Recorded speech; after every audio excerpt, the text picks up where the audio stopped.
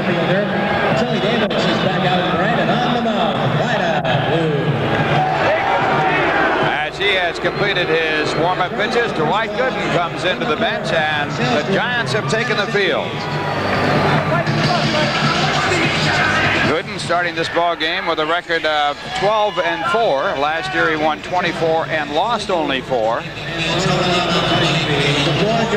And his opposition, a man who had a similar start as Dwight Gooden in the major leagues. Vida Blue. Blue with a record of 9-7. No decisions against the Mets this year. An earned run average at 3.00.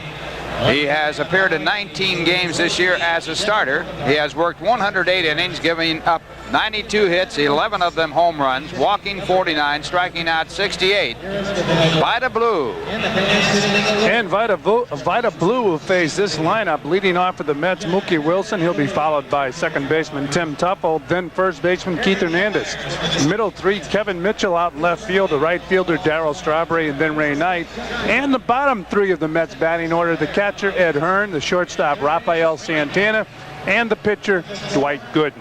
And the defense will be Clark at first base, Thompson at second, Uribe at shortstop, Brown at third, Maldonado in left field, Gladden in center field, and Davis in right. The catcher Bob Brenly, and Vida Blue the pitcher. This copyrighted telecast is presented by authority of the New York Mets and is intended solely for the private non-commercial use of our audience. Any publication, reproduction, retransmission, or other use of the pictures, descriptions, and accounts of this game without the express written consent of the Mets and Sports Channel is prohibited. Announcers on this telecast were selected by Sports Channel and approved by the Mets. Vida Blue with 208 wins, 159 losses. Lifetime against the Mets, he is 5-4. Blue 73rd in the all-time list of wins with his 208. He's tied with three-finger Mordecai Brown, Chief Bender, and Carl Mays. Next on the list, Don Drysdale and Milt Pappas at 209. If you noticed, excuse me, Ralph, if you took a look at Vida Blue's right shoulder, there's like some dirt, or it might be pine tar. I remember when Vida Blue was in the American League, he put pine tar on his pants leg. But it looks like he has it up in the shoulder area of his uniform. And he'll be working to Mookie Wilson, the first pitch of the game. And it is a fastball for ball one. Mookie hitting .303 for the year. He has a total of 8 home runs. And the pitch back, a fastball in the count, 1 ball and 1 strike. In his last outing, Vida Blue got the ball up to home plate a couple times in the low 90s. And the fastball again, ball 2, 2 balls, 1 strike. Mookie hitting .313 against the Giants with 1 home run this season. This is the 7th game between these two clubs. Each have won 3, and they have won only 1 in their home ballpark. Ball is missed 2-2. Oh, it's amazing that Vida Blue can still get that ball up to home plate in a hurry. He was resurrected by the Giants. He broke in with the Oakland A's. Tremendous career over there in Oakland across the Bay Bridge here. And a fastball inside. Vida Blue, when he won his 200th ball game, said the most impressive thing in my career is to come back from drug problems and win 200 games. It really is amazing. And of course, he was incarcerated for about 6 months also. And the fastball fouled back, so the count stays at 3-2. Last year, Vida Blue won 8 and lost 8. This year he has a record of 9-7, working to the leadoff batter, Mookie Wilson. We were going to talk to Vida before the ball game. He got out here to the ballpark rather late. That's a luxury a pitcher enjoys. He doesn't have to show up for batting practice if he doesn't want to. And Blue has walked his first batter. So the Mets have a speedy runner on in the form of Mookie Wilson, and the batter will be Tim Teufel. And Vida Blue does not have a good move to first base. He will get the ball to the catcher in a hurry. He has a quick leg kick. Teufel hitting .248, 3 home runs, 25 runs batted in. And Mookie, the runner at first base, with 21 stolen bases. He's been caught only 4 times. Now, when you're facing Vida Blue, you're going to get a lot of fastballs. Vida really never featured an outstanding breaking ball. In fact, he got away with he was almost a one-pitch pitcher. With the Oakland A's, it seemed like the starting pitchers only threw fastballs. And another fastball. He has yet to throw anything but a fastball so far in this ball game. He has thrown 7 pitches. You know what, Ralph, I bet you would be dumbfounded if you counted how many breaking balls that Vida Blue would throw in a game. As I mentioned, the open A's with Catfish Hunter, Vida Blue, and Kenny Holtzman, they used to rely on that fastball a lot. And the fastball throw down to second as Mookie attempts to steal. Certainly wasn't in time, but a good play on it. Well, Brindley got rid of the ball rapidly. Mookie had a good jump off first base. I'm wondering if Mookie came off the base after sliding in head first. Another look. Mookie with a good jump, head first slide. Ball bounces. Great stop. I thought he was safe. Now, did he come off the base? His hands look like they came off the base, and he lifted himself. He lifted his body off the base. So the out call by the second base umpire, Randy Marsh. No argument. And Mookie raced on the out call at second base. Brindley, the catcher, has done a good job catching and throwing runners out. Another fastball and a strike call. Well, they wanted to give the job to Bob Melvin, the young catcher they brought over from the Tigers, but he's had some problems, and they've gone back to Bob Brindley. Brindley, a converted catcher. He started out his career as an infielder and outfielder.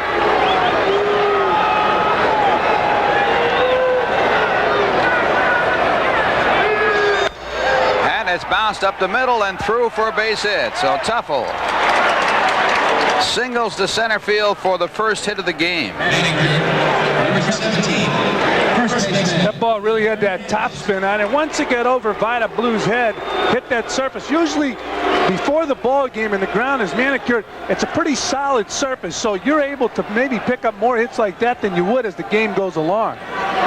And the base hit brings up Keith Hernandez, hitting at .298. 11 home runs, 61 RBIs. Keith is 8th in the National League in hitting with his .298 average. He's 2nd in on-base percentage at .396, and he leads the league in walks with 69. Keith hitting .333 against the Giants, and this is his hometown. He's had 1 home run and 4 runs batted in.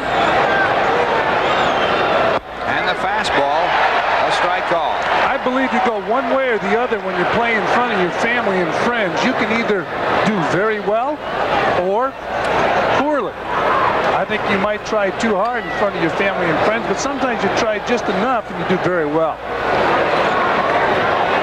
And a throw to first base, and Tuffle is back. Tuffle does not have any stolen bases. He's been thrown out once. That's Vida's best move right there. He has not thrown a breaking ball yet. Everything has been a fastball. There it is. I'm going to tell you, Ralph, you'd be very surprised when you're facing Vida, because he's going to give you a steady stream of fastballs. We're going to take a look at that pitch. Now, here's his breaking ball, and it's right there. And I'll tell you, Keith Hernandez would like that pitch back. That's one of the reasons Vida relies on that fastball so much. He doesn't have a real good breaking ball.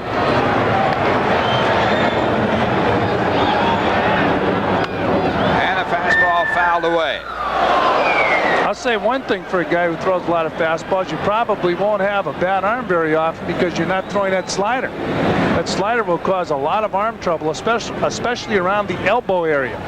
Vida Blue, the most valuable player in the America League and the Cy Young Award winner back in 1971. He was 24-8 with an earned run average of 1.82.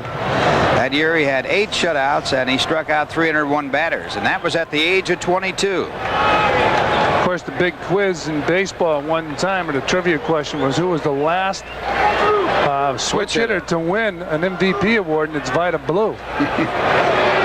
Little sneaky one there. Yeah, he didn't even bat. And the fastball inside. The ball picked up quickly by Brindley, and Tuffle, who is not fast, holds at first base. You know, I mentioned Bob Melvin, a catcher who Roger Craig really would like to put behind the plate because he is a good defensive catcher, but he's not doing much with the bat, and he's run into some defensive problems here in San Francisco. They have Brindley behind the plate, but I think that the pitchers have complained about Brindley, who, as Ralph mentioned, is a converted catcher. There have been 253 attempts at stolen bases against San Francisco this year, and the Giant catchers are throwing out 60 of them. It's a lot of SBs. Boy, 253. And another throw to first, almost thrown away as Clark comes off to take the throw. The most comfortable position you can play here in Candlestick Park is catch. because you have the equipment to keep you warm. Ralph's got about 4 jackets out up here at the booth. Windy City in every respect. And it's looped out over the shortstop's head, a base hit. Tuffle goes to second and holds there as Gladden gets to the ball. The Mets have runners at first and second with 1 out. As Hernandez picks up a base hit, his 131st of the year. Here it is again, that fastball, and Keith Hernandez hits the ball a little bit up towards the hands and muscles the ball into center field. You see Vida Blue in the background jumping up in the air for Uribe. That was a funny picture. Trying to help Uribe get off the ground. Runners at first and second, 1 man out, and actually Blue has not retired a batter. He has walked 1 and given up 2 hits, but he did get an out when Mookie was called out at second base on the attempted steal. Now the batter is Kevin Mitchell. Mitchell hitting .290, 11 home runs, 33 RBIs, and he takes a breaking ball. Starts Kevin Mitchell off with a breaking ball. Wait long enough, Kevin, you're going to get the heater.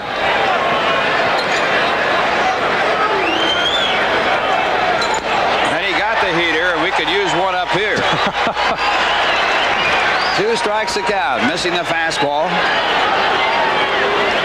Well, you look at Vida Blue, you think of an outstanding major league pitcher. There have been some great ones with the Giant Ball Club over the year. Here in San Francisco, Juan Marichal was a great one, but the best ever was a guy who pitched in New York, Christy Mathewson. Blue is 37 years of age and another fastball. And Mitchell goes back to the bench. He did not like that call by home plate umpire John Kibler. Well, Christy Mathewson relied on that heater, and here's a good heater right there to Kevin Mitchell. Good strike 3. Another angle. Boom, good strike. Christy Mathewson, a Giant pitcher for the New York Giants.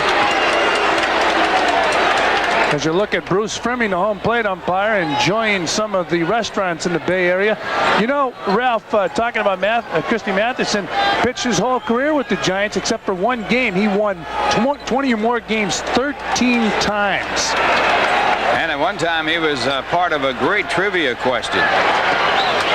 And that question was, what brother combination won the most games in the major leagues? And that was before Gaylord Perry and Jim Perry, before the Necro brothers. And the answer was Christy Mathewson. He won 373 games. His brother won none. Christy Mathewson, by the way, pitched every game for the Giants franchise except for 1 when he was a manager in Cincinnati. He got the itch to pitch, and he pitched against the guy you mentioned tonight, 3-Finger Brown. And the fastball to Strawberry, a called strike, 1-1. Strawberry hitting .265, 17 home runs, 67 RBIs. 3-Finger Mordecai Brown. What a name, huh? And the 3-finger came from the fact that he lost the top joint of his middle finger, and it allowed him to throw some great curveballs. So he probably did it on purpose. And the fastball is missed. It was cut off in a farming accident. And he went on to become a great, great pitcher, mainly for the Cubs. And there's his fastball, Strawberry, way behind that pitch. And Blue is throwing up some blue heat up there. Yes, he is. And I think one of the reasons Vida Blue's still strong, he's pitching in the Bay Area. And as we mentioned, it's cool out here. And Vida able to get loose and throw that heat. Stay strong. And he goes with the fastball there and misses, and it's 2-2.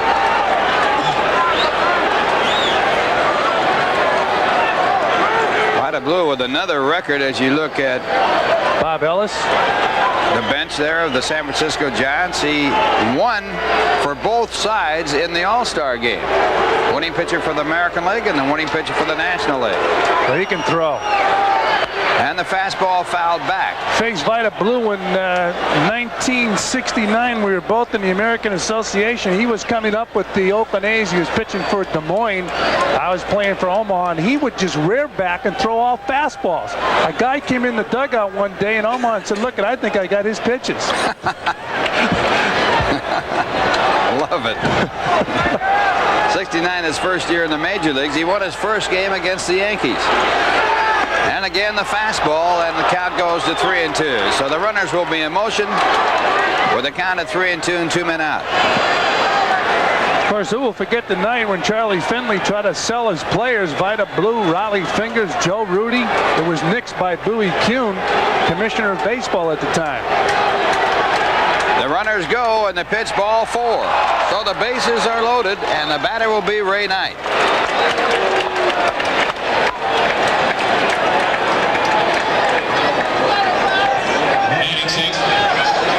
Ray Knight hitting .295, 9 home runs, 56 RBIs. He is number 10 in the National League in hitting with his .295 average. Now you're talking about that Christy Mathewson.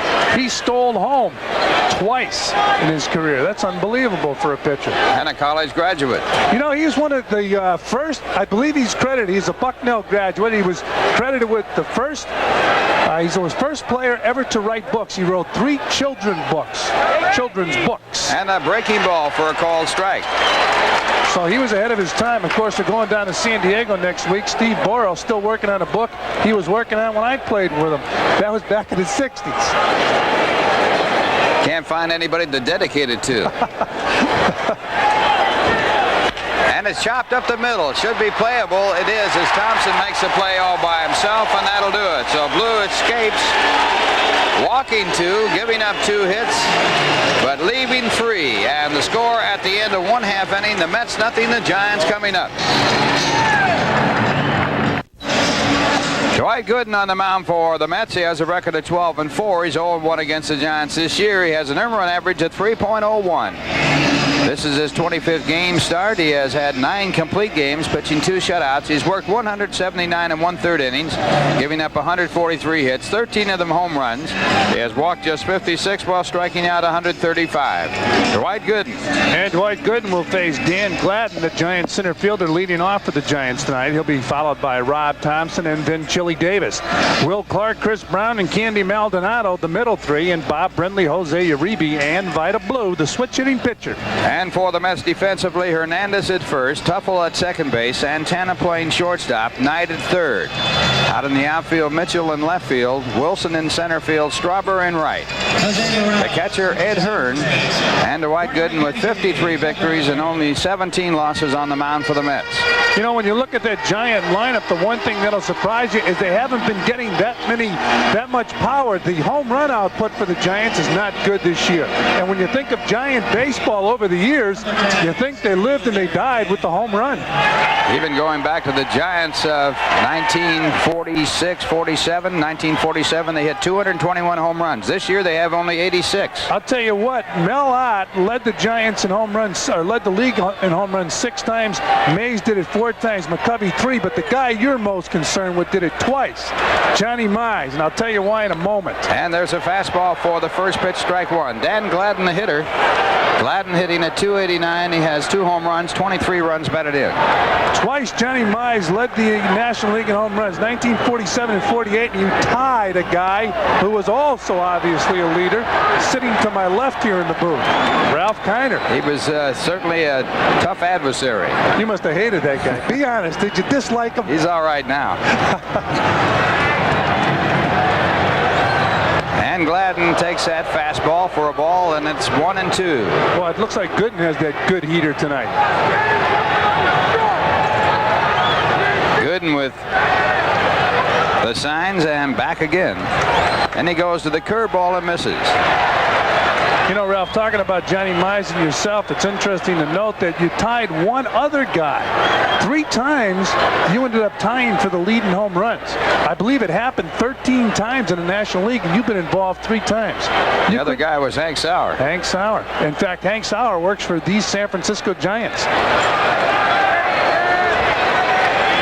2-2 the count to Gladden, and another fastball for ball 3. 3 balls, 2 strikes as Gladden, a good base runner, works the count full. That ball wasn't that close. In fact, the other one wasn't that close. It looks like word has traveled out from New York when Dwight Gooden hit poor Clint Hurdle in the head. And the fastball line to right field, a base hit.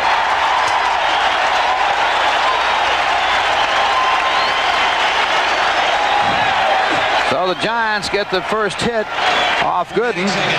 It comes with no one out here in the first inning and brings up Rob Thompson.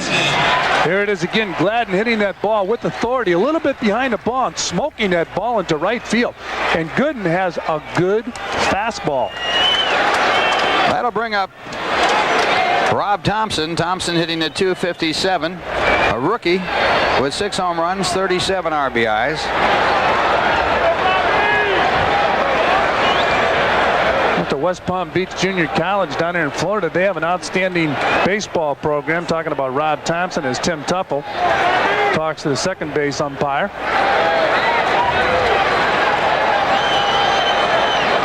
Randy Marsh down there at second base.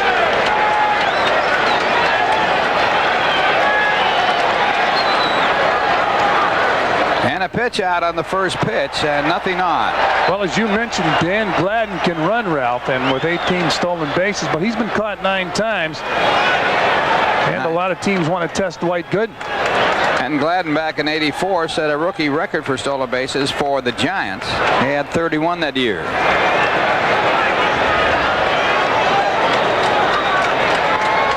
And the runner going. The pitch is taken. The throw by Hearn is not in time.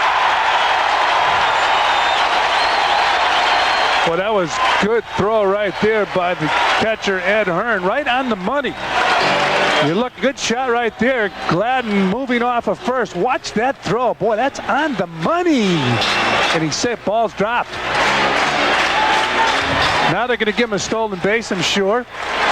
In the paper tomorrow, they'll say stolen base. Everybody will think he did it on the catcher. And the count now 2-0 to Thompson, the batter. And 3-0.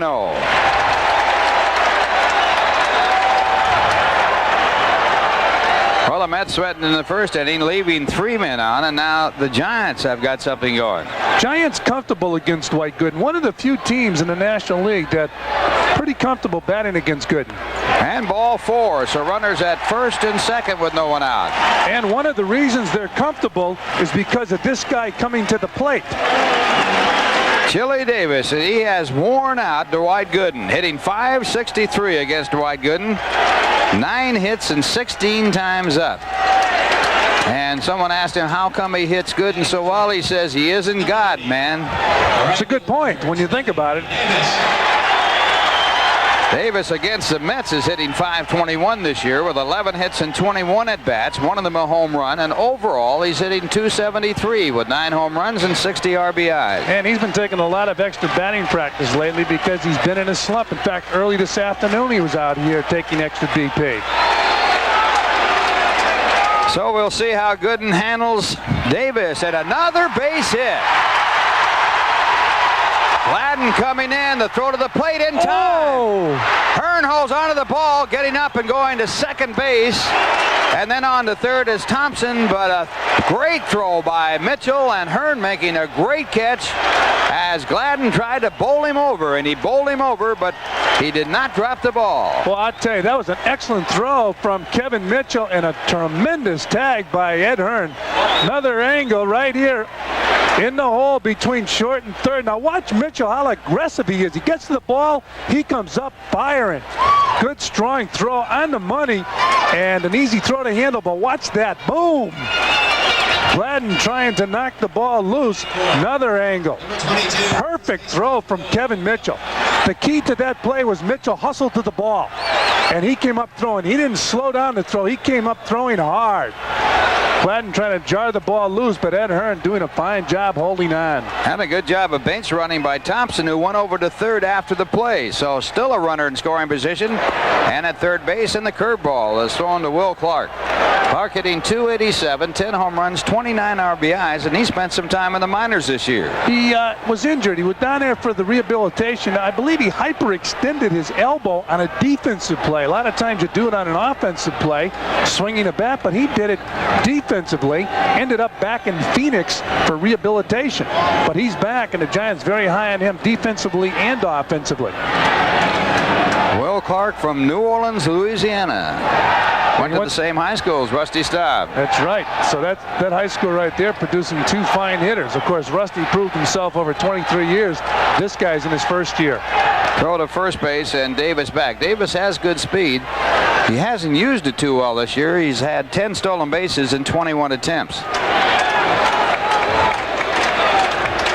So Gooden in trouble here in the first inning.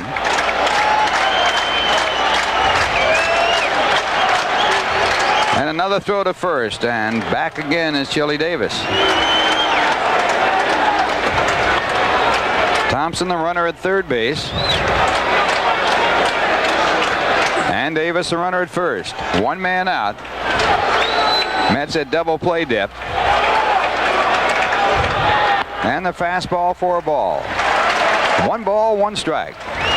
Clark, one of a few people who have hit a home run in his first at bat. He came off of Nolan Ryan, became the 53rd to do that, and he was the 11th man to do it on his first swing. Hoyt Wilhelm did it. His only home run in his career. He's in the Hall of Fame. And the fastball inside, and the count at 2 balls and 1 strike. Chuck Tanner hit a home run his first at bat. Was it Bobby Bonds that hit a grand slam his first at bat? First game. It's amazing. The only man to do that. Bobby Bonds had a tremendous career. Probably doesn't get that much credit either. There goes the runner, and the ball is fouled off. You know, Ralph, I believe there were about 11 guys in the history of baseball, maybe 12, that were in the 30-30 club, 30 home runs and stealing 30 bases in one season. Out of those 10 or 11 guys, Bonds did it 5 times. He did it twice in the National League with the Giants, 3 times in the American League. And he almost was in the 40-40 club. Yeah, very close. For about 9 days, he was sat on 39 home runs. He ended up with 43 stolen bases. Never got that 40th home run. No. But I think a guy like Mays or Mantle, those 2 guys, if they really thought about it, they would have been in the 40-40 club. No one has done it. They say Strawberry might be the one to do it. And a swing at a fastball, and Gooden picks up his first strikeout. And it gives him his second out of the inning. Well, here's that heater right there up high. Boy, that's a tough pitch to hit from anybody, especially a guy like Gooden who gets the ball up to the plate about 95 miles per hour. And it brings up Chris Brown, who attended the same high school and played in the same baseball and basketball team with Darryl Strawberry. Brown having a great year, hitting .332 with 7 home runs, 45 RBIs. He is third in batting in the National League with his .332, and he is also third in on-base average at .393. And the fastball fouled away. Oh, he broke his bat right there. Chris Brown is the type of player. He had a fine year last year. In fact, he made the all-rookie team in the major leagues as the third baseman. But here in San Francisco, they criticized him severely. His teammates did, because they felt he was sort of a hypochondriac. But this year, again, producing very well in the field. If the Giants decide that they want to win this thing for the next few years, they got to keep this guy happy and healthy. Chris Brown, good player. And a great athlete. He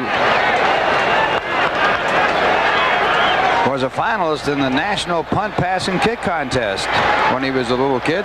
Also a very good basketball player in high school. And a ground ball to the left side foul. So Gooden out in front with a 2-strike count. In fact, Darryl Strawberry told me he was the best basketball player on his high school basketball team, and I understand Darryl Strawberry is a fine basketball player. Brown and Darryl played on 2 city basketball championship teams. And in the city of Los Angeles, that's something. Good basketball. I'd like to see the city of Los Angeles, their top team, square off in high school with the top team in New York. I think I'd have to go with New York. So would I. 2 strikes the count. And the breaking ball for a ball, 1-2.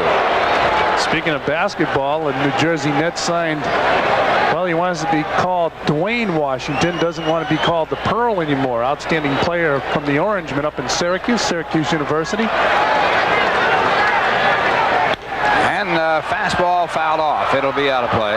Ralph, if you had a nickname like that, whether it's in baseball, basketball, or football, would you want to keep that name? Well, it's identifiable. That's in fact, it adds to your character or your personality. I think it's a big mistake giving up a name like that. What would you rather be called, Mordecai Brown or Three Finger Brown? No doubt about it. 3 fingers. You like that name? 1-2 the count. Runners at first and third. And the fastball hit off the hands just out of reach of Keith Hernandez. Keith made a good try for it, but it wasn't hit high enough for him to get under it. I'll tell you right now, Dwight Gooden is staying in Chris Brown's kitchen. Looks like Chris Brown is the type of guy you have to stay inside with hard stuff because he's a good hitter, usually hits for a pretty good average, and when you do something like that, you try to stay inside on a guy like that. Only 2 batters hitting more than he. Tim Raines at 336 and Tony Gwynn at 334. Brown at 332. I think it's safe to say if a guy can handle that hard stuff, especially the way Gooden's throwing inside, he's going to have problems with the ball out over the plate. If you're going to get a guy out, if there's any weakness that you can point to most hitters, it's they have trouble with the ball inside hard stuff. Again, the 1-2 pitch and the curveball. He just got a piece of it to stay alive. That's why he's hitting 332 right there. Fooled completely on the curveball, but he was able to foul it off. And because he stays with the ball, one of the reasons he stays with the ball is he remains closed, does not pull off the ball. When you pull off the ball, you might slam that ball that's inside, but the ball out over the plate you're going to have trouble with because you're pulling off the ball. Again, the 1-2 pitch, and the fastball popped up in the air. A lot of time for Mookie Wilson to get under it, and that'll do it. So the Giants threaten but do not score. They had 2 hits and a walk in the inning, but a man thrown out at the plate, and the score at the end of 1. The Mets nothing and the Giants nothing.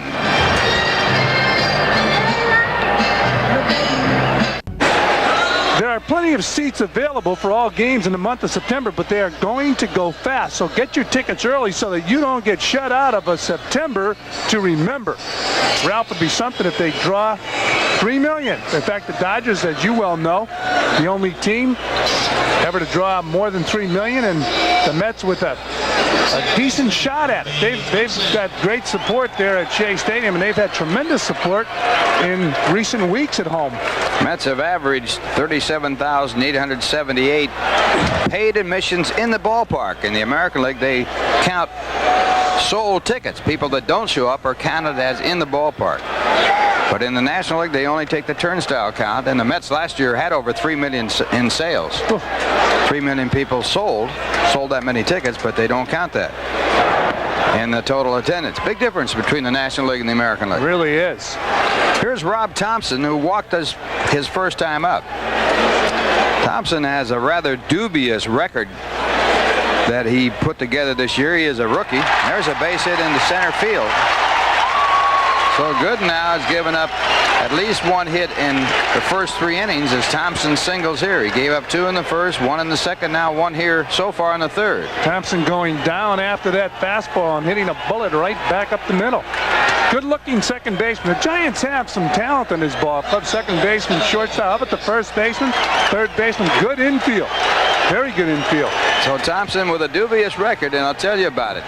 He was thrown out 4 times attempting to steal to set a major league record earlier this year. Caught stealing 4 times by the Cincinnati Reds, but the Giants won the game in 11 innings. It's amazing. I'll tell you, 4 times though. You figure after 2 you'd stop, or you're that type of guy that says you have to do it again to prove you can do it. Now the batter, Chili Davis, and he just owns Dwight Gooden. Singled his first time up. He has had 10 hits and 17 at-bats against Dwight Gooden. Man, he's a cousin, isn't he? You know, it's funny. There's certain guys you can hit. You know, there might be 1 or 2 pitches that you can come out of bed swinging in the middle of the winter and hit them. It looks like that's the case in this situation. There goes Thompson, and the ball is fortunately foul as far as Gooden is concerned. So Thompson back to first base and a strike on Chili Davis. It's funny, when you face a guy like Gooden and you're Chili Davis, when you hit the ball hard, you get a hit, and when you get jammed, you get a hit. Last time up, there's that foul ball. Last time up, he didn't hit the ball real hard, got it through the hole on the left side. And there's some guys you can't hit no matter what. So Thompson back at first. Chili Davis with a 1-1 count. Davis hitting at 273 for the season, but hitting well over 500 against Dwight Gooden. He's also hitting the Mets pitchers well. He's got 12 hits and 22 at-bats against Mets pitching this year. And he has driven in 11 runs. You know, it's funny when you talk about the offense of the Giants. We talked earlier. For years, you thought of the home run and not the stolen base. Runner goes again, and another chopper. It'll be a base hit. So another base hit for Chili Davis off Dwight Gooden. That is his 11th in 18 at-bats.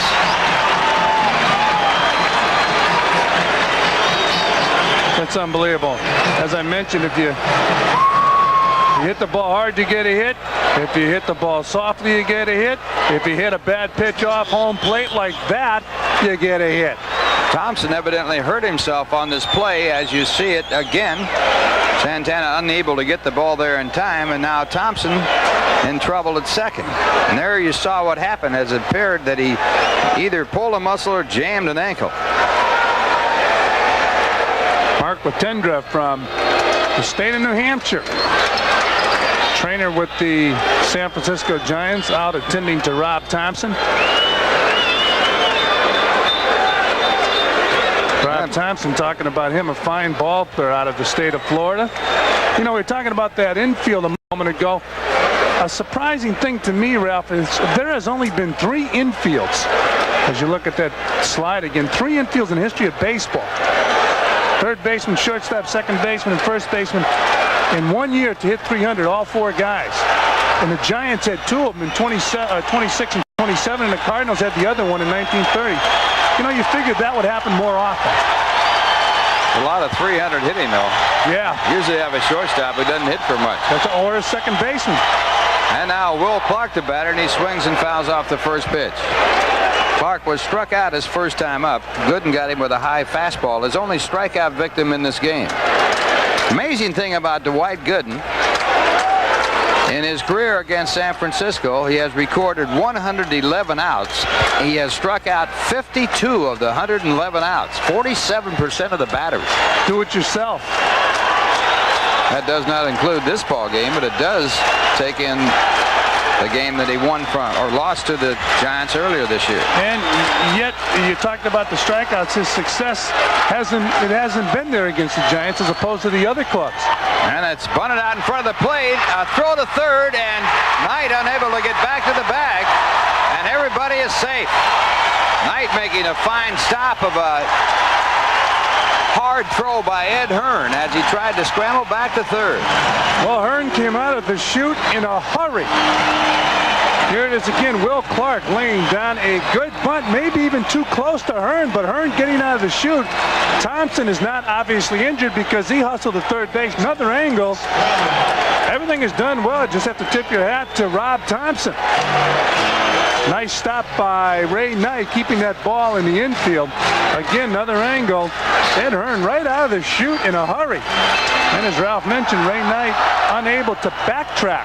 Very tough play for a third baseman when you start in to back up when you realize that the catcher or Keith Hernandez is going to make that play. And that'll bring up Chris Brown, and he fouls off the first pitch. How many times do you see a bunt in the third inning with your cleanup batter? Only if you're watching a Gene Mauch ball club. Or a Roger Craig ball club, evidently. There's Roger Craig right there.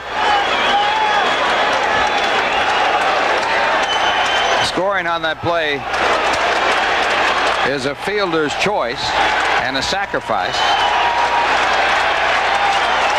And runners at first, second, and third with no one out. And the Giants again in a great position. And a ground ball to short. Backhanded by Santana. He throws to third for the force play as a run scores.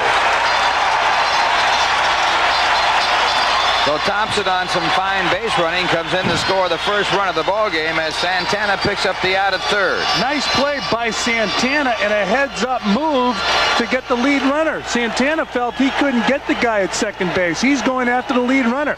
Here's Chris Brown getting jammed. Santana ranging far to his right. He was going that way, makes the throw to Ray Knight, and they cut down Chili Davis. Run batted in for Chris Brown. That is his 46th of the year. And runners now at first and second with one out, and the batter is Candy Maldonado. Candy popped up to short his first time up. And the curveball for ball one. In games that the Giants have scored the first run of the ball game, they have won 39 and lost 23.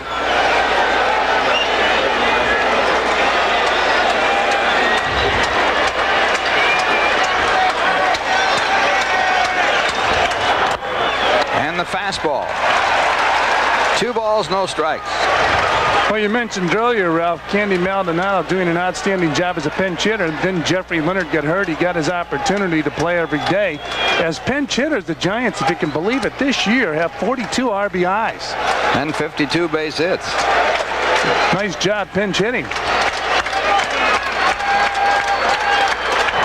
And the curveball again. It's ball 3. 3 balls, no strikes. It's funny, sometimes a guy will do a job like pinch hit, one of the toughest jobs in baseball, and be proficient. Complain to get in the lineup, and then when put into the lineup every day, it's a different ball game.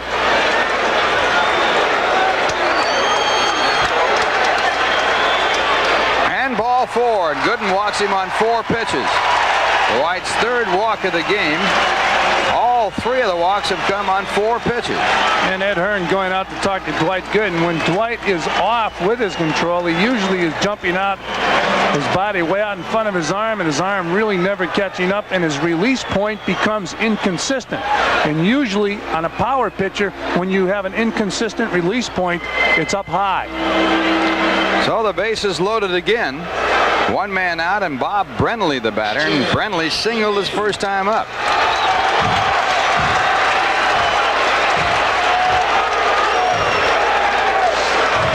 Brenly also doing a good job at getting on base walking. He's walked 59 times. He's 6th in the National League. Right here, you're not looking for a walk, though. Play on at second base, and Chris Baum back ahead of the tag by the second baseman, Tim Teufel. How many times have you seen that attempted with the bases loaded when they go for the guy at second base? Not very often. Kind of a dangerous play. If you throw it away, at least 1 run will score, maybe 2. Imagine if the guy on third base could anticipate that, he could score. And a high foul ball out of play. The only way you could anticipate that is if you had the signs. I don't think I've ever seen that play. I have never seen. You mean when the guy turning and going to second base? Let the runner break right into score from third. I'll tell you what, I saw it here in San Francisco. We appealed to play, or the team playing against us appealed to play, and Willie Mays was on third base. The pitcher put his foot on a rubber, put the ball in play, turned his body, was going to throw the ball to second base, released the ball. When he did it, Mays scored. I've never seen that. Only Willie Mays could do it. 1 strike to count. And a pop-up into shallow right center field. Strawberry with a great arm. The runner third is Will Clark.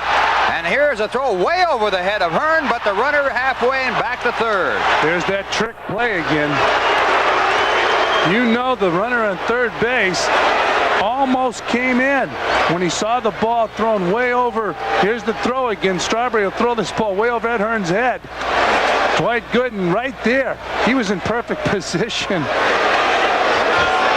Well, that's why a pitcher backs up home on a play like that, because that ball was so far over the head of Ed Hearn, there was no chance at all.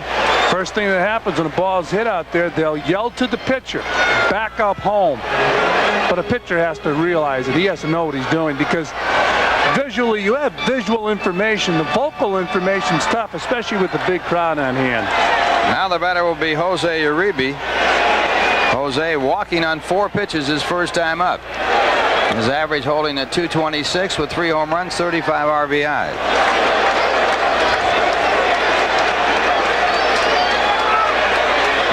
And the fastball for ball 1. The Giants have threatened in every inning against Gooden, but they have only 1 run at this point, leading 1-0. But they have the bases loaded. Uribe has driven in 5 runs against the Mets this year.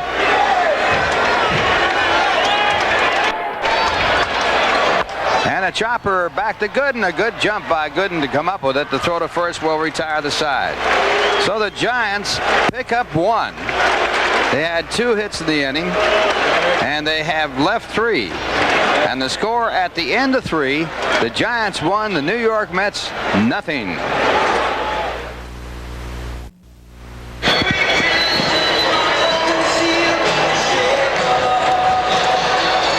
Well, we go to the top of the 4th inning here. 1-0. The Giants on top of the Mets. Big crowd on hand. Ralph Kiner slides out, and slipping in the booth is Tim McCarver. A beautiful evening in San Francisco, Mr. McCarver. Sure is.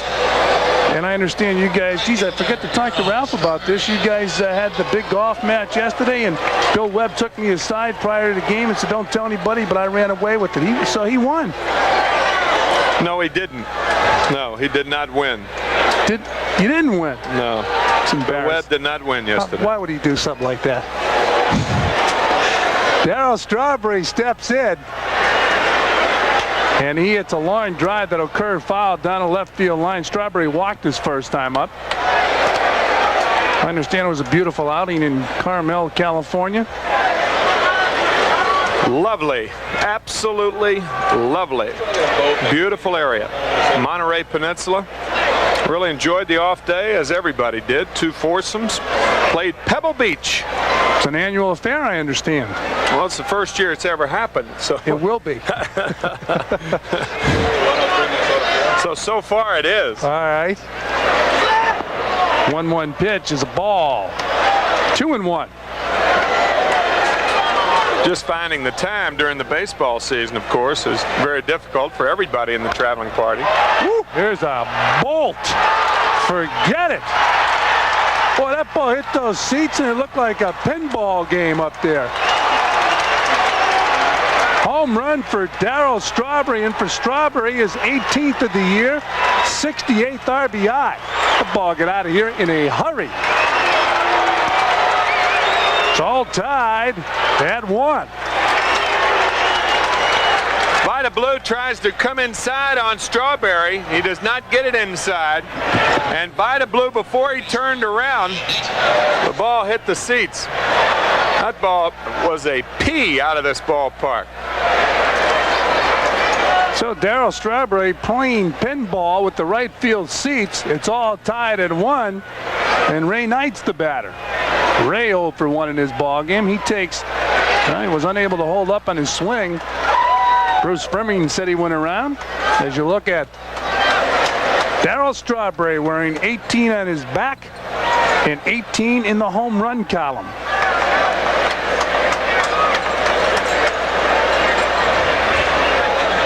The Mets on fire.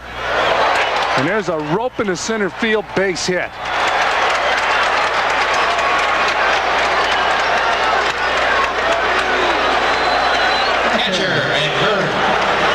So with the runner on first base, a tie ball game, Ed Hearn will be the batter.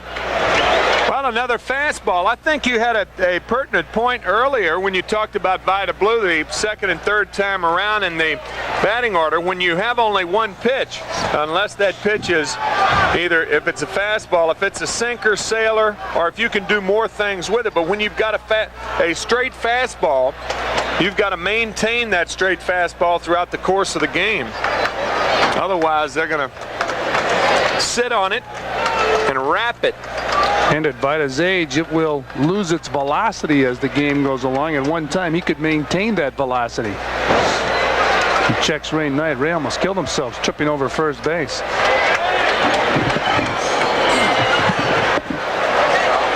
Vida Blue. Up on that shoulder, he put some pine tar. He used to put it on his left. Yeah, he still has it on his left leg. He's got it on his left leg, yep. Matter of fact, they undressed him a couple of starts ago right here at Candlestick. Some complaints from the Houston Astros, and he went in and changed it after the inning was over. Now he's got it back on. All tied at 1 out here in San Francisco as the Mets take on the Giants in game 1 of a 3-game set tomorrow afternoon and Sunday afternoon. The Giants and the Mets will go at it, and then Monday from San Diego, they'll be right here on Sports Channel, the Padres and the Mets. First of a 3-game set. So look at Ray tripping over first base. Ed Hearn, the batter. Hearn in his ball game, grounded to third his first time up. Hit up a shot down there at third. Nice play by Chris Brown.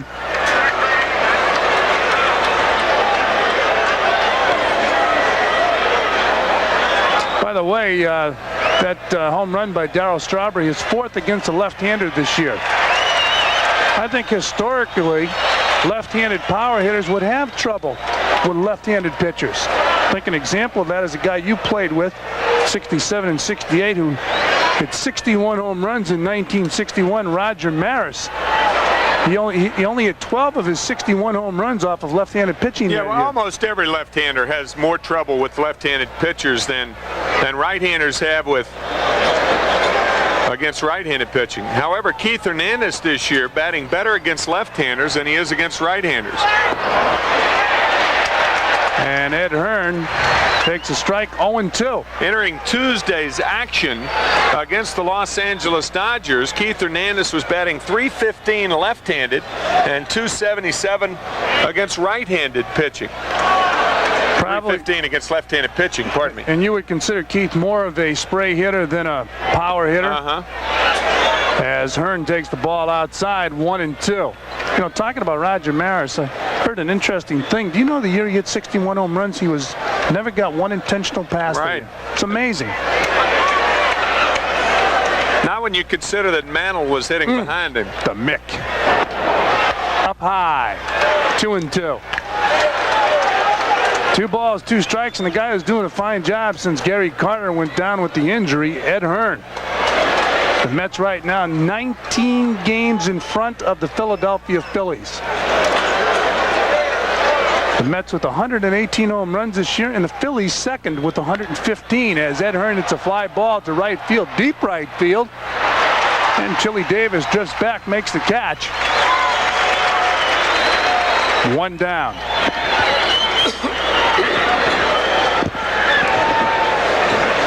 And with 1 man on, the runner on first base, the batter will be Rafael Santana. Santana in this ball game flied to left field his first time up. Runner on first base in chilly Candlestick Park.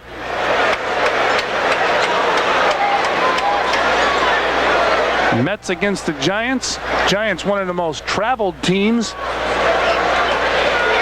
in baseball, as Santana takes a strike. In fact, last year, the only team that had more flying miles was the Los Angeles Dodgers.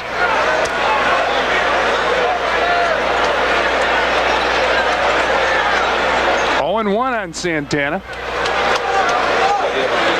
And they check Ray Knight. Vida throwing to first base more than he ever has in his career. When he was at the Oakland A's, he rarely threw the ball to first base. A shot up the middle, base hit. Ray Knight will stop at second base, and the Mets have runners on first and second with 1 man down here in the 4th inning, and they've already picked up a run to tie up the ball game at 1. We have seen probably the best indication of good outfield play in this ball game than we've seen all year. Kevin Mitchell earlier in the game, in the bottom of the 1st inning, got Dan Gladden at home by getting to the ball and uncorking it in a hurry. Dan Gladden's made 2 similar plays in center field by getting to the ball. The most impressive thing about Gladden is not his arm, but the fact that he doesn't have to use his arm as much. When you get to the ball in a hurry and make the throw, you don't have to use your arm as much. And Gooden bunts the ball to Blue, who goes to first, and Gooden is successful with the sacrifice. And the way the Giants charged, they did it in a fashion that's an ordinary fashion. Conventional. Yeah, I'll tell you what, Tim. Watching Hernandez, it's suicide to try to bunt the guy over. As you look at Greg Minton.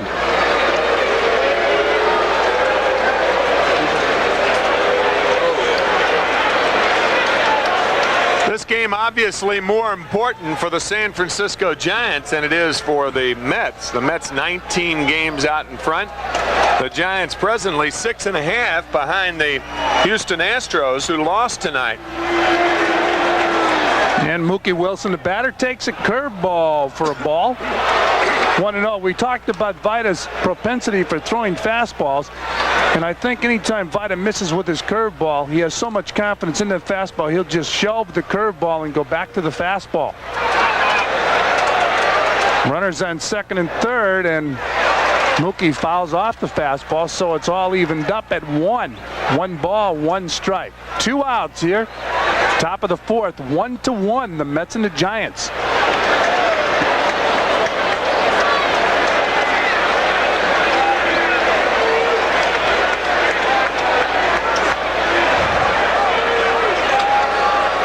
Well, if the Giants could have a hot September, of course, you never have a hot anything out here in San Francisco. They could pick up ground on the Houston Astros. And Mookie Wilson, it's a ground ball, base hit into right field. Knight scores. Santana around third. He'll score. And they got Mookie hung up between first and second, and they get him at second base. But the Mets pick up 2 more runs here in the 4th. Totaled 3 runs. And after 3.5 innings of play on the scoreboard, it's 3-1 Mets.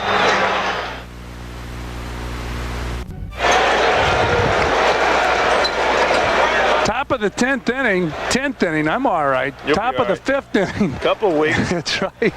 Top of the 10th. You had me, I'll tell you that. It's the jet lag. Tim Tuffle is batting.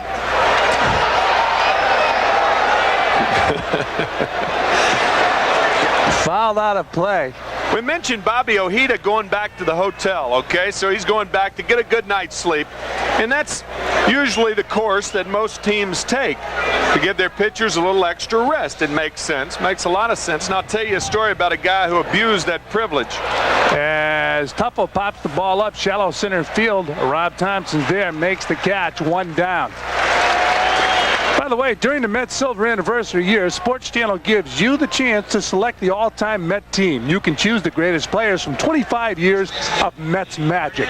During each of Sports Channel's Met broadcasts from July 19th to August 31st, you'll get the chance to vote on each position until the all-time Met lineup is complete. From the Miracle Mets of '69 to this year's powerhouse team, the Mets have sported some spectacular stars. So get ready to call in and select the all-time Met team on Sports Channel, number 1 in New York sports. Keith Hernandez, the batter, with 1 man down. He takes inside ball 1. Who abused it? That's what Back in the middle 60s, the Chicago Cubs were playing in Houston, and they had a night game the next night in San Francisco. So that's a long ride. Night game in Houston, night game in San Francisco.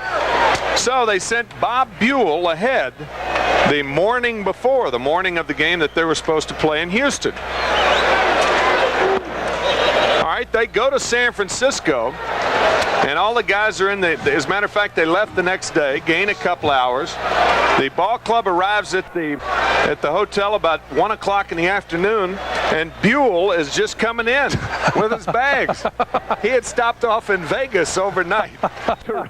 He's the starting pitcher the next night. He had stopped off in Vegas to roll the dice a little bit, and he comes in the next day. So the Chicago Cubs had to think twice before they sent a pitcher ahead again. Bob Buell. He was a beauty, man. Was he? Oh, yeah. Ball 4 to Keith Hernandez. So with 1 man down, Keith Hernandez goes down to first base. That whole Milwaukee club, boy, they had some characters on that club. Lou Burdette, Johnny Logan, Eddie Matthews. Ooh. Tough club. Boy, tough. You hit a name, Eddie Matthews. They said he kind of enjoyed fighting. No, yeah, Joe Adcock. Joe Adcock chased Ruben Gomez with a bat in his hand. He came back with an ice pick. That's the equalizer. Depends. If you're quick enough, it is. If you're not, it isn't. That happened at the Polo Grounds as they checked Keith Hernandez.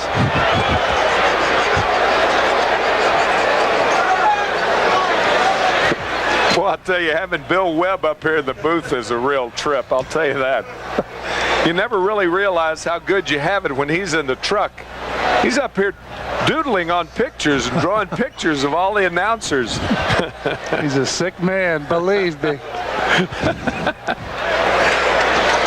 1 man down, and the batter, Kevin Mitchell. 3-1, the Mets on top of the Giants. Keith Hernandez on first base. Kevin Mitchell has K'd both times in his game. Hasn't caught up to Vida Blue's fastball yet. Talked about Houston losing tonight. Giants, if they come back and win this game, have a chance to move within 6 of Houston. Mitchell doubly dangerous because of Blue losing a little off the fastball now. Fouled out of play? Excuse me, Fran. He's not going to hit it up there, but if he gets it down on the inside part of the plate, that's a danger area. If you're a catcher, that light just goes off on certain areas in a hitter's stroke, the ball down and in. Mitchell just can hammer that pitch. When you're catching, especially a guy that's relying on that one pitch, they see it enough, major league hitters will catch up to it. You can get it up there 120 miles an hour. And they check Hernandez again at first base.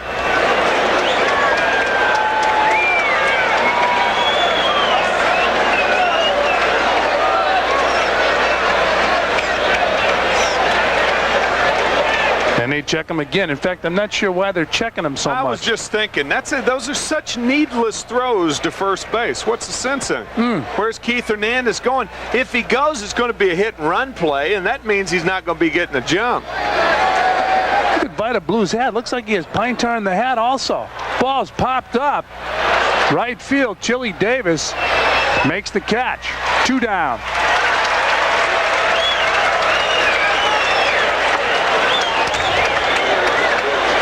So Kevin Mitchell having trouble getting around on the cowhide that Vida Blue is throwing up there.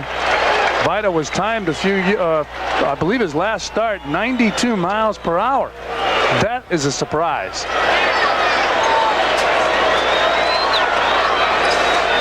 Talking about that cowhide, they used to use horsehide. They had a shortage of horses, so they went to cowhide. This is Darryl Strawberry, his last at bat to tie the ball game in the 4th inning. And Darryl down low right there, ball 1. Darryl walked, Andy homered. He hit a bullet into the right field seats.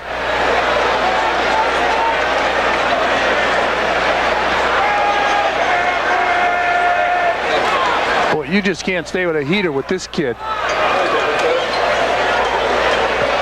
Heater again. 2 balls, no strikes. It appears that Blue is trying to throw 2 types of fastball, one that rides high to a right-handed hitter, and the other that tails into the left-handed hitter. There's a big difference between a tailer and a sinker. And he gets jammed and lofts a ball into center field. Hernandez will go to third. Ball cut off by Jose Uribe, and Darryl Strawberry, who's strong as an ox, is on first base with his second hit of the game. And that was that tailing fastball. The tailer is the pitch that I guess you could say is tailor-made to jam a left-handed hitter because it tails in on the hands. It doesn't sink into that vulnerable down and in area. And naturally the sinker is a ball that sinks down, but a tailer does not go down necessarily. And it jammed, Darryl. Yeah, it did. Strong as he is, It gets a base hit. And with runners on the corners, the batter is Ray Knight. 2 men out, 3-1. The Mets on top of the Giants. We're in the top of the 5th inning, and Greg Minton is throwing again in the Giants bullpen. Swung on and missed, strike 1. Well, the manager here in San Francisco created his own problem this year. He taught Mike Scott how to throw a split-fingered fastball. Mike Scott having an outstanding year with the team in front of the Giants, the Houston Astros. Roger Craig told Mike Scott when he was teaching him it. He said, a lot of people are going to complain you're loading up the ball as they checked Strawberry at first. He said, you can't listen to him. Everybody's going to be bothering you. First guy to bother him this year was Roger Craig. Yeah.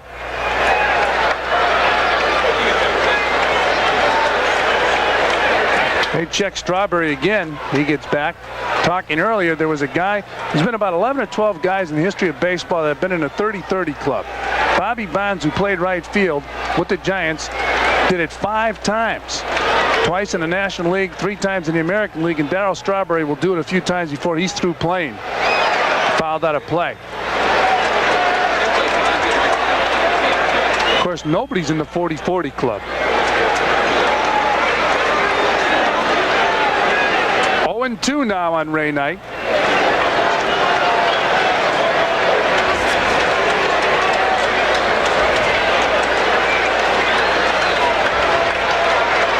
The Mets cruising with a 19-game lead in the Eastern Division of the National League.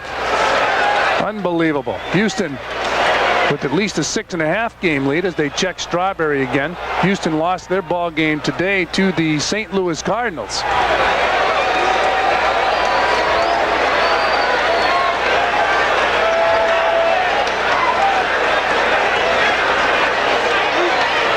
Fouled off. And the magic number 23, we understand.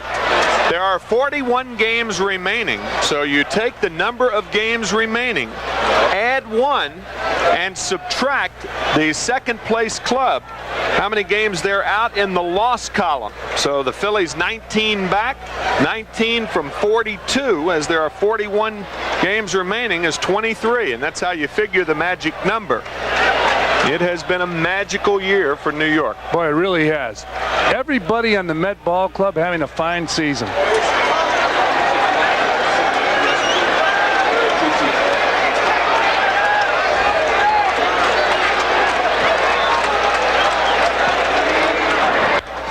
Ray Knight, it's a ground ball, gets by Will Clark, who's usually very reliable at first base.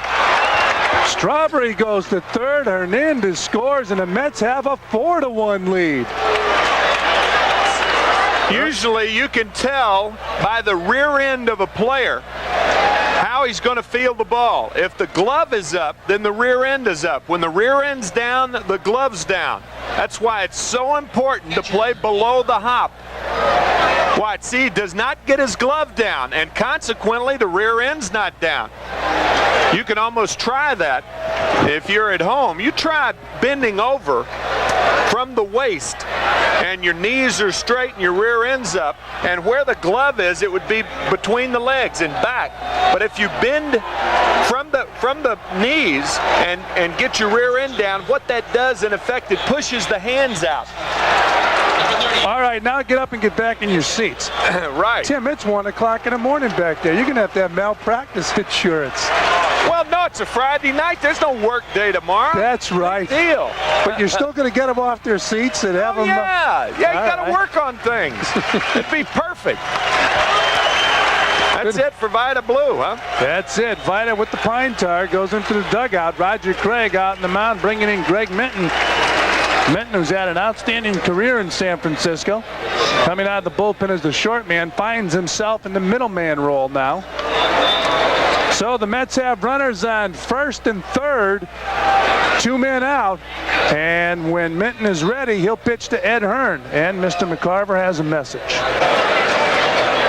Well, what can we tell you about Greg Minton, the Moon Man, they call him? In his own little world. He has been a heck of a relief pitcher for a long, long time. A 3-4 record this year, his 40th ball game. Does have 4 saves, I should say. Vida Blue on the road to losing his 8th ball game unless the Giants can come back, and they did that in yesterday's game against the Phillies. You know, Tim, back in 1973, the spring training in Phoenix, Arizona, I was told that I was going to be traded to the Kansas City Royals. And the Royals decided to trade a kid that was an A-ball for me, and that's him, Greg Minton. That is correct. Ed Hearn hits a shot off of Jose Uribe's glove. He goes to first in time. So score at 6-3. Jose Uribe making a play after the ball bouncing out of his glove. And that'll do it for the Mets here in the 5th. They pick up one more run, and it's 4-1 after 4.5.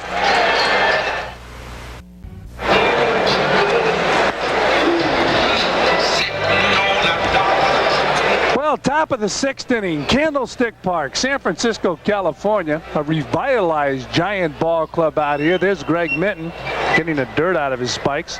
Talking about the Giants, if they can get hot and catch the Houston Astros, they have the record, I believe, for the most wins in the month of September. 29 wins one year. It's a lot of wins. Roger Craig was a teammate of mine in 1964 with the St. Louis Cardinals. And I was talking to Roger before the game, and I'll tell you what he told me that he told his ball club. Ow. That's a hit by pitch. In a cold evening in San Francisco. That hurt. What hit him on the elbow? Greg Minton with that sinker. We talked about the tailing fastball a little bit earlier, and that ball appeared to tail in and hit Rafael Santana in the left elbow. There's a nerve right above the elbow, and that's where it hit him. And I'll tell you, that is a painful spot when you're hit there. And usually sinker ball pitchers throw a heavy ball. Yeah, right. Oh, boy. Just keeps biting. So I guess if you're looking for bright spots, the one thing it is not Santana's throwing arm. It is his left arm, but he is in a great deal of pain right now. Boy. That's one of the reasons they won't let Dwight Gooden switch hit or bat left-handed. Yeah, right.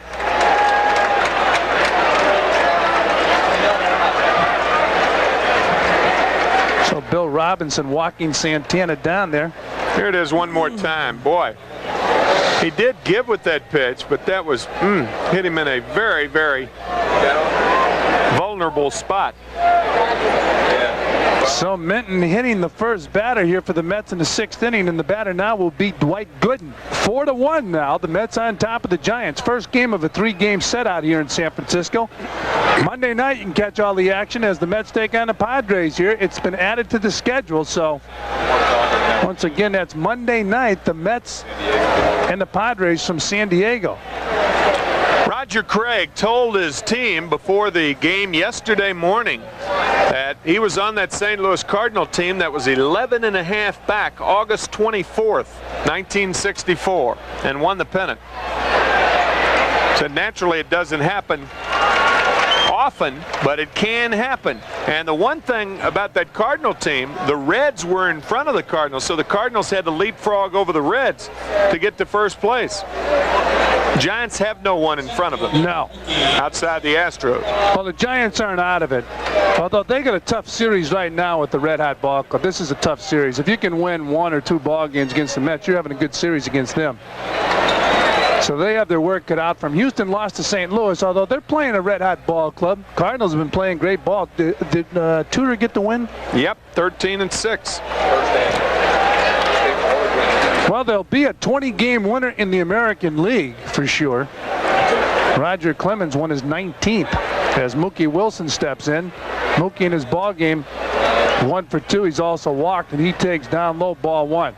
Santana now down on second base on that sacrifice. 1 man down. In the National League, I believe it's Valenzuela with the shot. As Mookie Wilson takes 2-0. Bob Knepper with the shot. Both have 15 wins. Sid Fernandez with 14. Bobby Ojeda with 13. Whereas Dwight Gooden always a shot at 20 games. Ball bounced right back to Minton. He goes to first. They score that one 1-3. And Santana holds on down at second base. Talking about 20-game winners, as you see that again. Minton looks the runner back and then gets Wilson at first base. I believe 1982 was the only year they didn't have a 20-game winner. Not in 81. No, not in 81. The strike shortened season. In fact, might be one of the reasons why Raleigh Fingers won the MVP as a relief pitcher in the American League in 1981. I think it was 1983. John Denny, if you remember. He won 19. Won 19 and won the Cy Young Award in 83. Steve Carlton won 20 games. Was it in 82? He was Cy Young Award winner. Okay. Either 22 or 23. Yeah, most of the time. There's been a couple of times when one league didn't have a 20-game winner, but only once, I believe, besides 81, where both didn't have a 20-game winner. Tim Tuffle, the batter, runner on second base. Ball pulled foul. I think one of the reasons it might take away from a 20-game winner is 5-man rotation or more emphasis on the bullpen. Where at one time, I mean, what you started, you had to finish. In fact, one of the first great relief pitchers was the gentleman that went on to become general manager of the New York Mets in its formative years, Johnny Murphy. 0-1 on Tim Tuffle. Outside, 1-1. 2 men down, runner on second base. A A cool evening in the city by the bay.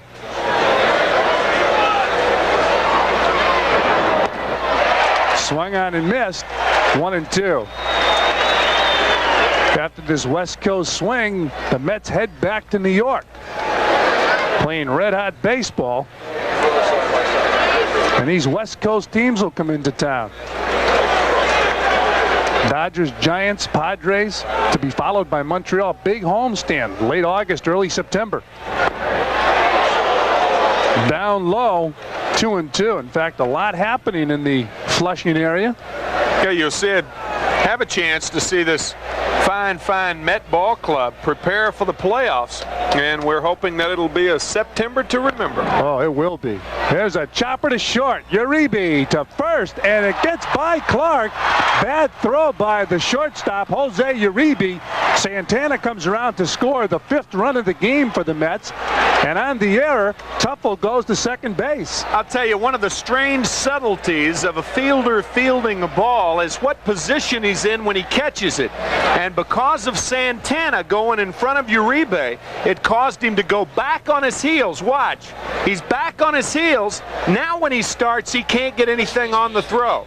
The reason he went back was because Santana blocked his vision. There it is. Now when he comes up to throw, he throws flat-footed, not on the balls of his feet, and that's why he underthrew first base, and the Mets have another run. And it's 5-1, and Keith Hernandez is getting an intentional pass. Hernandez 1 for 2 in this ball game. Of course, Keith Hernandez grew up in this area out here in San Francisco, but there was a first baseman many years ago in a high school out here they say was a better hitter. His father. In the Scholastic Hall of Fame out here in San Francisco, and well-known baseball player during his high school days out here. Became a professional, didn't make the major leagues, but from what I understand, the writers were telling me before the game, guys that knew him growing up said he could really play. And the batter now is Kevin Mitchell. Runners on first and second, 5-1. The Mets on top of the Giants.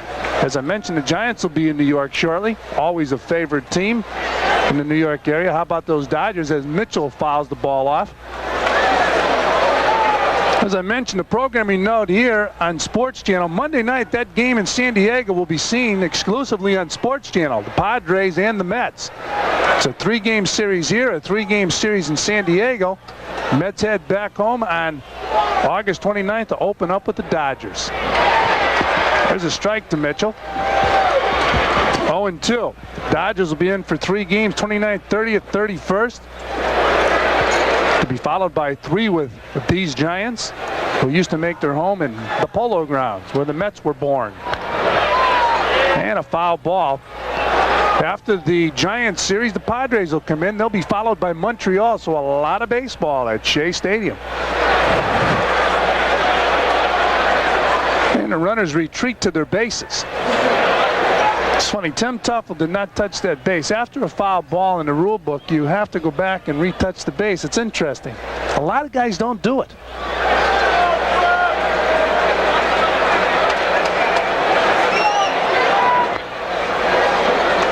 There's a ball, 1-2, and although he did not touch the base, once the pitch is thrown to the batter, it doesn't matter anymore. You know, I've never seen it. It'd be interesting to see if Minton just turned around through to second base and they did a force shot on him. Foul ball. Well, what's to prevent that, or what you're trying to prevent, is from the you're trying to prevent the runner going about 2 or 3 feet from the next bag, and then when the pitcher steps on the rubber and ball is in play, he takes 2 steps and he's on third base in this particular instance. He went back to tag it then, though. Yeah, after a foul ball, you have to go back and retouch the base. Yeah, yep. But how many guys don't? A lot. 1-2 on Kevin Mitchell. Breaking ball misses outside. Ball 3. Mitchell 0 for 3 in his game. K'd twice by Blue, and he flied to right. 2 balls, 2 strikes. And Kevin Mitchell, 2 outs. 5-1, the Mets on top of the Giants. Down low. Full count now on Mitchell. Bob Brenly stepping out in front of home plate, signaling to the defense 2 outs, and knocked the ball down in the infield. As Tim mentioned, a much bigger game for the Giants than for the Houston Astros. Ball 4. Bases are loaded with Mets. And Darryl Strawberry, who tattooed a home run back in the 4th inning, will be the batter. Yeah, this is what Roger Craig did not want. With that base open, he elected to walk Hernandez, hoping Minton would get Kevin Mitchell. But now this game could be out of reach with one swing. Oh, he tattooed his 18th home run of the year tonight. That ball got in those seats as you look at the Giant dugout, Bob Lillis. Oh, that was Norm Sherry, I believe, calling the bullpen. And a pitch to Darryl Strawberry down low, ball 1. Norm Sherry, the pitching coach here in San Francisco. It's interesting. I always found it interesting when the manager was a pitcher and he had a pitching coach.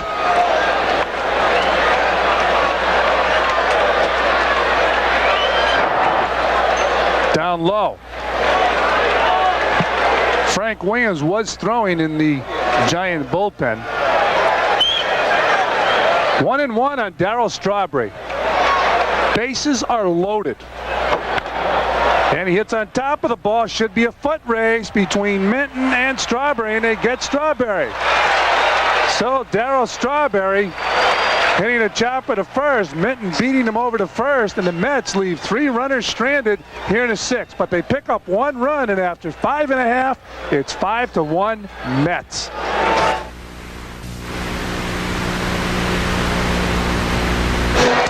Well, Sports Channel and 7-Eleven invite you to vote for the 1986 Sports Channel Mets MVP. Your vote enters you in Sports Channel's MVP sweepstakes and gives you the chance to win a trip for 2 to the first 2 games of the 1986 World Series. To vote, visit your local 7-Eleven.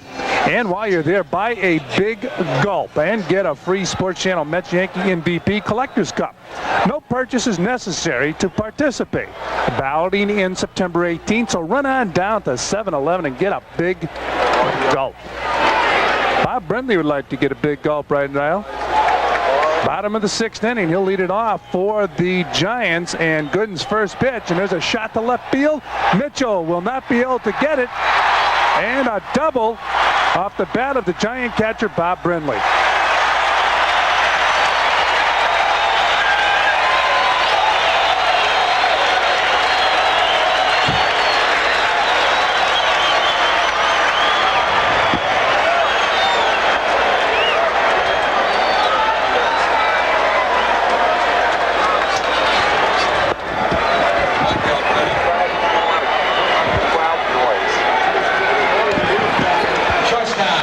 Pinch hitter right now for Jose Uribe. No, check that. Jose Uribe's the batter.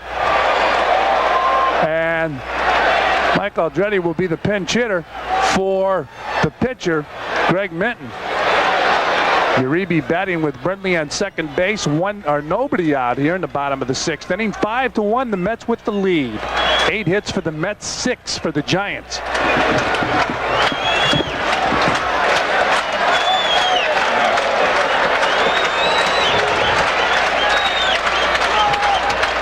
And Uribe takes outside, ball 1. Talked about some of the great names that played for the Giants in the past. Tonight, before the game, Big Willie Stretch McCovey taking batting practice before the game.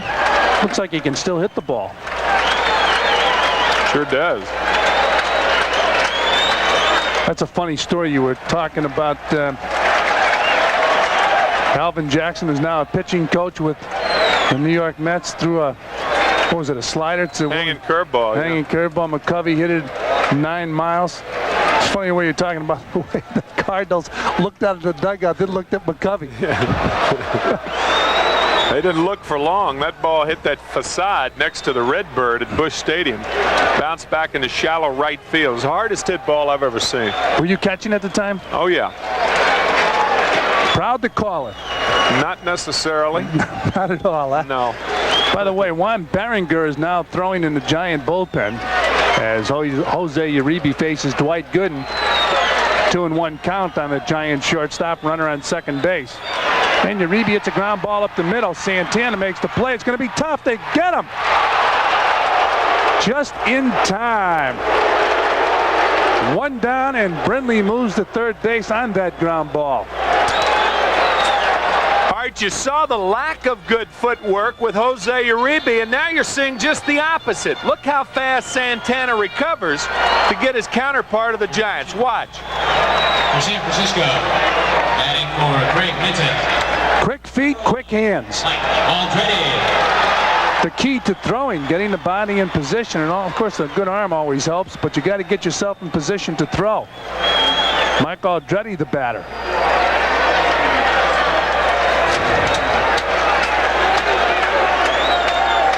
Aldrete this year batting .237. And there's a fastball for a strike. 0-1 on Aldrete. 5-1 the score here. You're watching all the action exclusively on Sports Channel. I'm Fran Healy along with Tim McCarver and Ralph Kiner.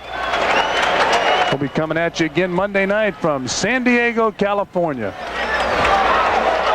Breaking ball down and in. 1-1. Our director, Bill Webb, was on the tee yesterday at Pebble Beach, about 10 miles from where Mike Aldrete grew up, Carmel, California, and about 10 feet from Bill yesterday, hitting coach Bill Robinson of the Mets. And he was standing off to the side, and what did Bill Webb do? He smoked him in the shin with a drive. No, I heard. It was off the toe of the club. He has to be embarrassed. Is he embarrassed about that shot? Not necessarily, no. I heard he hit a rock, and the ball bounced about 200 yards. After it hit the rock, it bounced over a building. I mean, you have to have some power to do that. Were you guys insured playing with him? And the ball bounces off and gets by Ed Hearn. Wild pitch. I don't know. What do you think? I would give him a wild pitch because it was so high, but I understand what you mean. Usually catchers, are not usually, but sometimes they get a pass ball on balls like this. Yeah, that's right. But I'll tell you, that ball was just taken off, and Ed Hearn really had no chance unless he would have made a spectacular play. They haven't scored it yet. Especially when you're down low with Gooden and he throws that. You're trying to keep the target low, which means you have to stand up and get up high. And it's a very, very difficult play when somebody throws as hard as Gooden. And like you said, usually when you get a glove on it and it doesn't hit the ground, they give him a pass ball. Score this one 4-3. 2 down. So Aldrete's on his way back to the Giant dugout, and the batter will be Dan Gladden. Gladden in this ball game, 1 for 3. You know, Tim, you talked about Gladden before, going after a fly ball. Ralph mentioned it, how he gets there, turns, catches the ball. Of course, as you well know, there was a guy out here that popularized the flashy method of catching a ball, Willie Mays. And a lot of guys, I think, emulated Mays, except for the basket catch, by getting to the ball and just making that catch. But Gladden, a whole lot different as he takes up high, ball 1. The guy I've been told would get to the ball, turn, catch the ball, make it look easy was Joe DiMaggio. And of course, a lot of guys emulated him. Then Willie Mays came on the scene, and he was flashy. The hat would fly off, and he'd make the basket catch. It's amazing the influence major league players can have on kids and then the future of professional ball. 1-1 on Dan Gladden. Wonder how many kids on the amateur level are fooling around with a split-fingered fastball.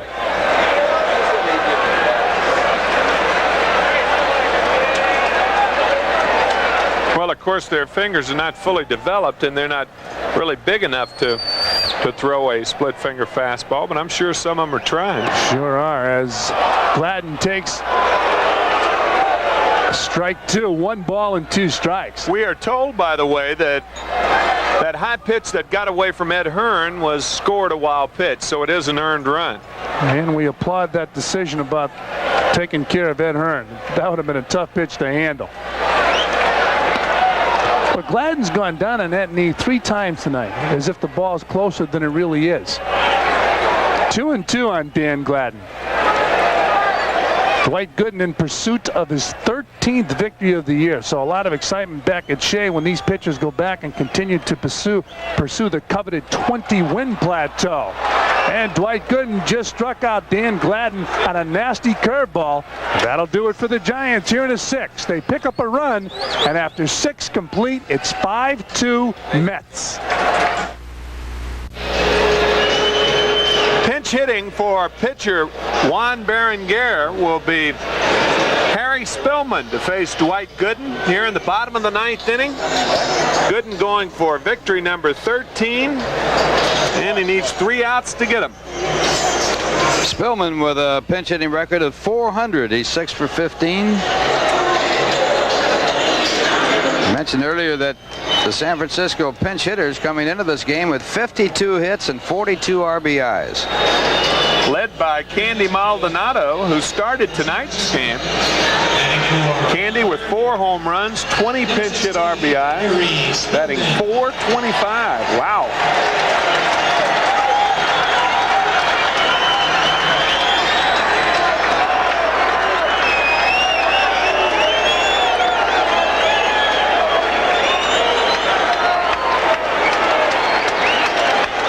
So it's Gooden against Spillman here in the 9th.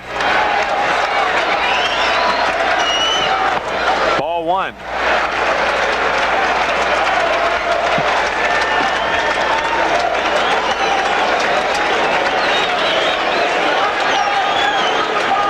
There's a strike, 1-1 to Harry Spillman. Harry, formerly with the Cincinnati Reds, Houston Astros. He spent the first 2 months of this season with the Detroit Tigers. 1-2. Gooden appears to be getting stronger, doesn't he? Yeah, Dwight has struck out 6 in this game, although he has walked 4, and he has given up 7 hits. Struck out 2 in the last inning.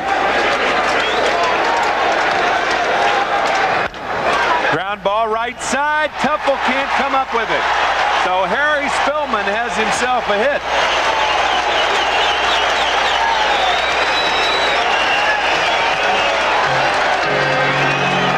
And Spillman comes up with his 7th hit in 16 at-bats as a pinch hitter.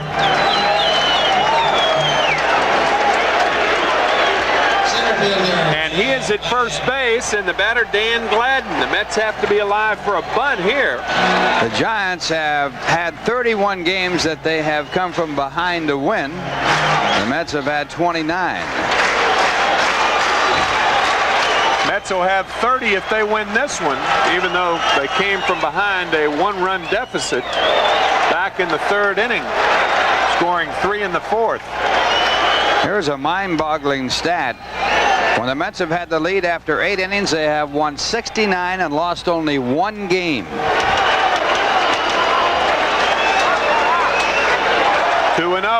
Gooden trying to keep that intact.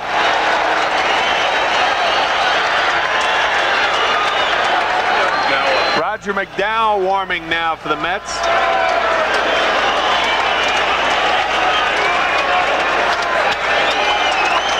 Gladden may be taking here. I would think he would be. And he was, and it's outside. 3-0. And a walk here would put the tying run at the plate. There's Roger throwing for the Mets. Roger McDowell.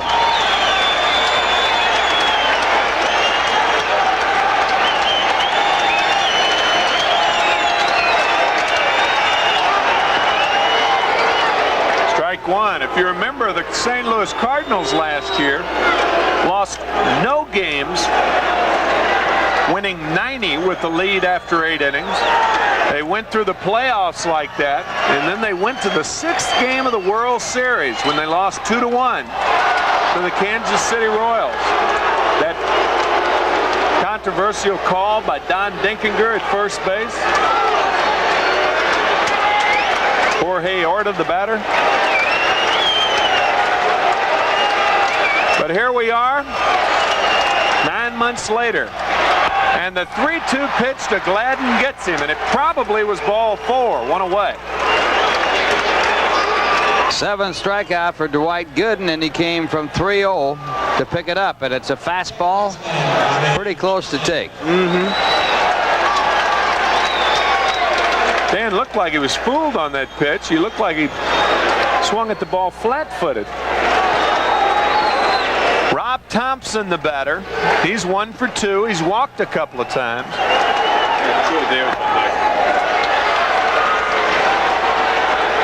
Gooden reaching back. Davy Johnson pushing forward toward the first division championship since 1973 for New York.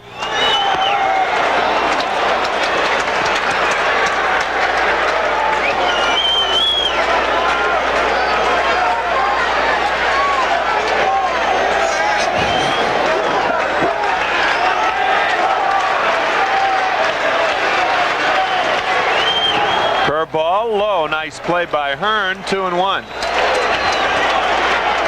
Well, the Mets are giving the runner at first base a chance to steal second as Hernandez is playing way off the bag at first. I really think he should steal second. You take the double play away that way. Certainly takes the force away at second base.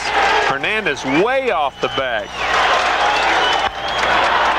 Fastball lifted to left center. Wilson waving off Mitchell to make the catch. Last chance for the Giants, and that was really a big out because you don't want Chili Davis facing Roger McDowell representing the tying run. You think they take Gooden out, huh? Possibly.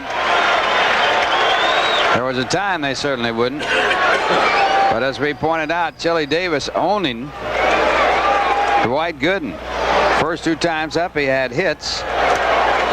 11 hits and 18 at-bats against Gooden. Then Gooden struck him out and got him to ground out. So he's 11 for 20 against Gooden.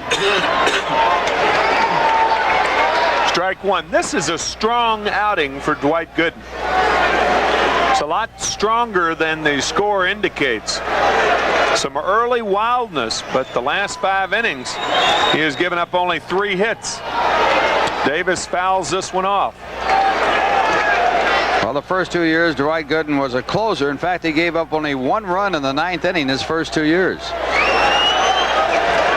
This year, it's been a different story. He's been hit hard in the 9th.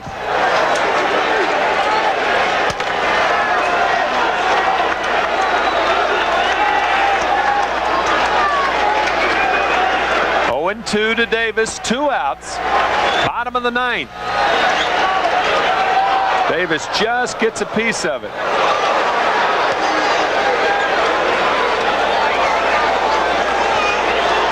Well, Gooden struck him out looking at a curveball back in the 4th inning. He's got him set up for the curve right now. He's thrown him 3 straight fastballs. Spillman at first base, 2 out. Giants down by 3. There was the curveball lifted to left center, and it's going to drop. So the Giants have a chance to get the tying run up there, and it's going to be Will Clark, who doubled the deep right center his last time up.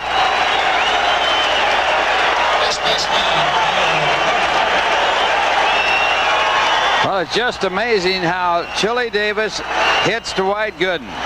3 hits in this ball game, 3 for 5. He has now had 12 hits off of Dwight Gooden in 21 at-bats.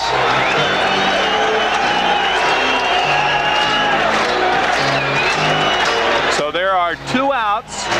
Will Clark, who has 4 home runs in his last 16 ball games since coming off the disabled list, August 4th. And his last time up, he doubled off Gooden in the right center and hit the ball very well.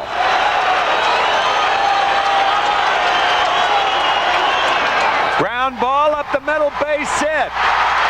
Davis is going to go to third. Spillman scores. It's now a 5-3 ball game.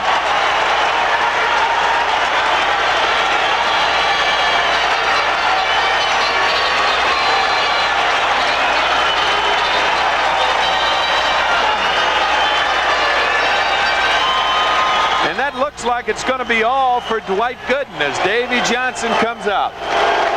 Right here, a fastball hit right through the middle. The center fielder, Mookie Wilson, fielding the ball, ignoring the runner going to third because that run doesn't mean anything. And he holds the tying run at first base, and Davy Johnson to the mound. Wally Backman's going to enter the ball game. He will bat ninth, I would assume. Tim Tuffle leaves the game, and Roger McDowell will bat in the number 2 spot.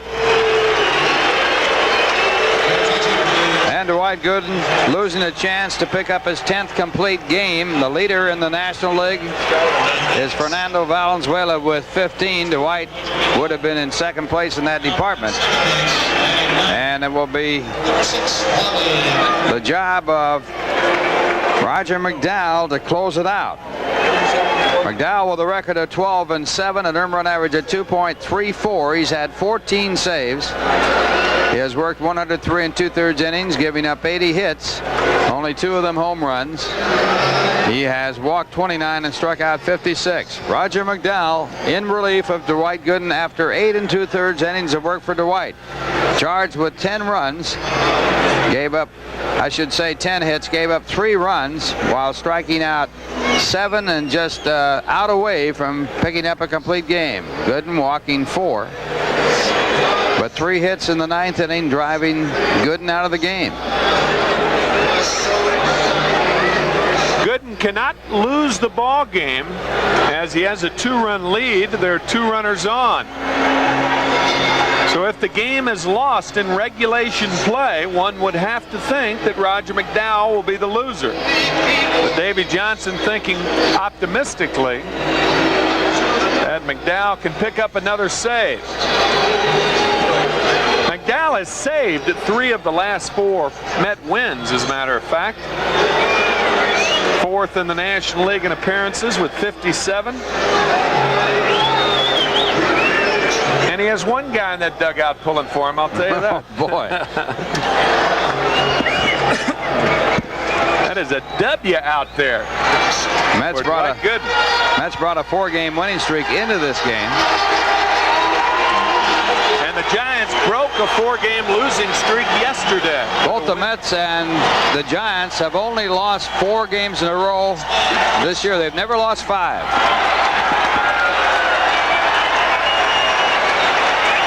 Well, here's Chris Brown. The Giants have runners at the corners, 2 outs, and they trail by 2. Average speed at first in Will Clark. The outfield of the Mets properly deep right now. Want to try to prevent the extra base hit. The gap is in left center field.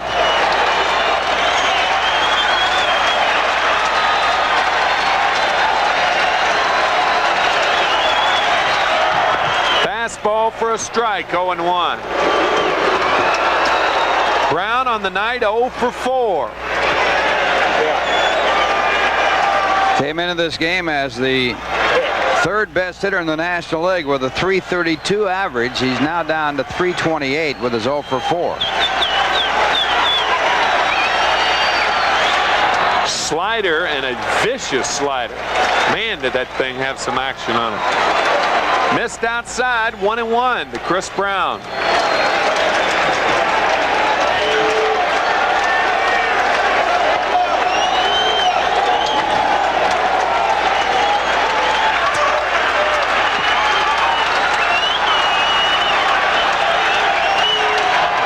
Fastball fouled back. Boy, did he have a cut at that high sinking fastball.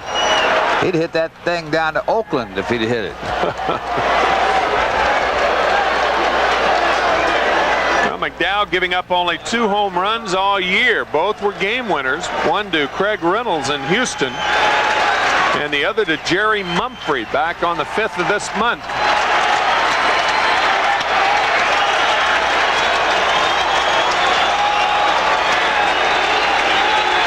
One and 2 to Chris Brown.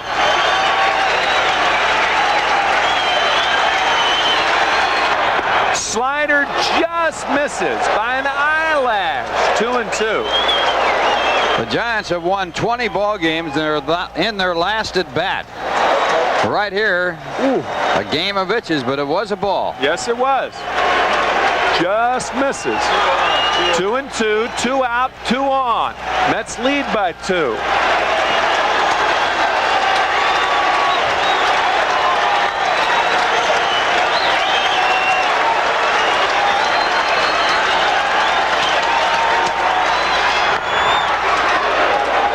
Brown fouls it back.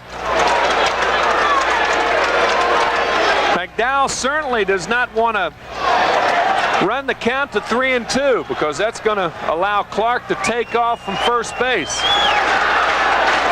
He'll be running with that 3-2, 2-out count. It's 2-2 now, so this is a big pitch.